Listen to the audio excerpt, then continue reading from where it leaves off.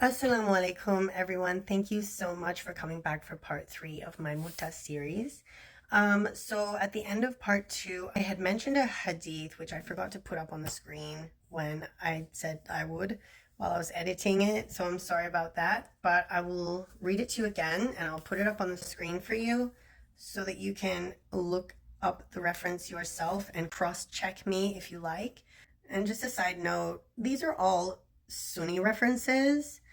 And I use Sunni references to refute accusations that come from when I say non-Shia Muslims, I mean Sunni Muslims, because they're the ones that attack me and my Shia brothers and sisters the most for various different reasons. So, I mean, we have our reasons for believing in the things that we do. We have it in our own books of hadith, books of tasfir, books written by Shia scholars. But the thing is that Sunni Muslims don't take our books to be truth. Likewise, we don't take Sunni books to be truth. Absolutely not. We don't, even though we use Sunni books against our Sunni brothers and sisters to refute their claims and refute their accusations. We use their own books against them to prove our point.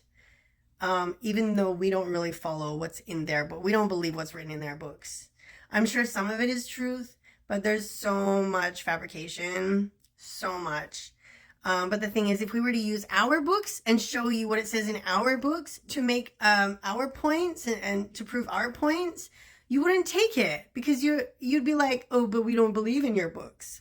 So that's why we use their books and say, look, this is what it's saying in your books. So you're accusing us of things that we believe in that it's actually talking about in your own books. So it's like, you obviously don't read your own books if you're accusing us of things that are in your books. Do you understand what I'm saying? So I just wanted to make that note because just everything I read to you, all these hadiths, you being Sunni, apparently you have to believe in them because you believe that Sahih Muslim, Sahih Bukhari, all your books of hadith are Sahih, which means truth. And you elevate these books so high that they're almost at the same level as the Quran in terms of truth. Sahih. That's why you call them Sahih Muslim, Sahih Bukhari, Tirmidhi. All your books are Sahih. And it's funny because when we find anything in your books that goes against your narrative, you always turn around and be like, oh, no, but yeah, you can't take all the hadiths as Sahih. Well then, okay, that doesn't, why are you Sunni then? Okay. Anyways, moving on. So at the end of the second video that I made on this series, I was talking about a particular hadith, which is this one. So you can cross-check me. Okay. It was narrated from Ismail. He said, when we were young men, we said to the Prophet Muhammad, peace be upon him, his family, should we not get ourselves castrated? And that happened when they were traveling long distances for lengthy periods of time, and they had either left their wives at home, or they were young men, maybe they weren't married. Either way, young men have certain physical urges that become almost unbearable. So, and because Allah subhanahu wa ta'ala knows how he built us, knows how he created us with these urges, and I'm talking about men and women. Women have the same urges too. But with men, it becomes almost unbearable. Women can handle it, you know what I mean? They still have them, but women can handle it a lot better. Whereas men, it's almost unhealthy if they don't do anything about it. So in that way, to avoid them going in a direction that would ultimately make them commit sin. So zina in Arabic means fornication or adultery. I think it means adultery specifically, but fornication is also a sin in Islamic law.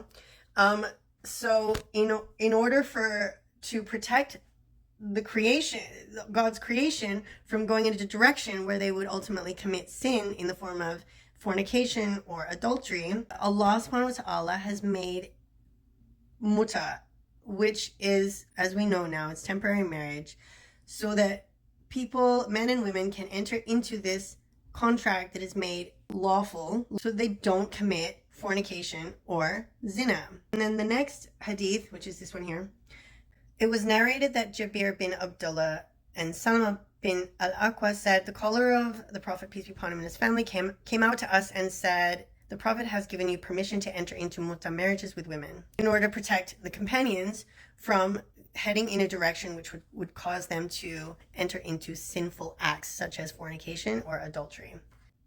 On page 22 of volume 4 of Sahih Muslim, this hadith here says, Atta said, Jabir bin Abdullah came for Umrah, and we went to him where he was staying, and the people asked him about Mut'ah, and he said, yes, we engaged in Mut'ah at the time of the Prophet of Allah, peace be upon him, his family, Abu Bakr, who was then the first caliph after the Prophet, so the first leader after the Prophet died, and Umar, who was the second leader after the Prophet died. So that's the Prophet, and then Abu Bakr, and then Umar, the second caliph. So the Sunnis try and tell us that Prophet of Allah, peace be upon him, his family, forbade Mut'ah, and it was never done again by the companions or anyone else after that forever until the day of resurrection. But here it's saying that they practiced it during Abu Bakr's time and during Umar's time too. Hadith number, this one.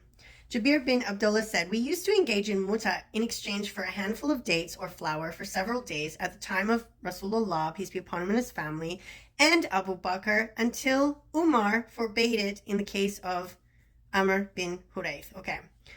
Al-Muwatta of Imam Malik ibn Anas, page 549, Umar said, this temporary marriage, had I come across it, I would have ordered stoning and done away with it. I don't know when he said that. I don't know if he said that during his caliphate or before. I'm not sure, but he obviously does not like Mut'ah at all.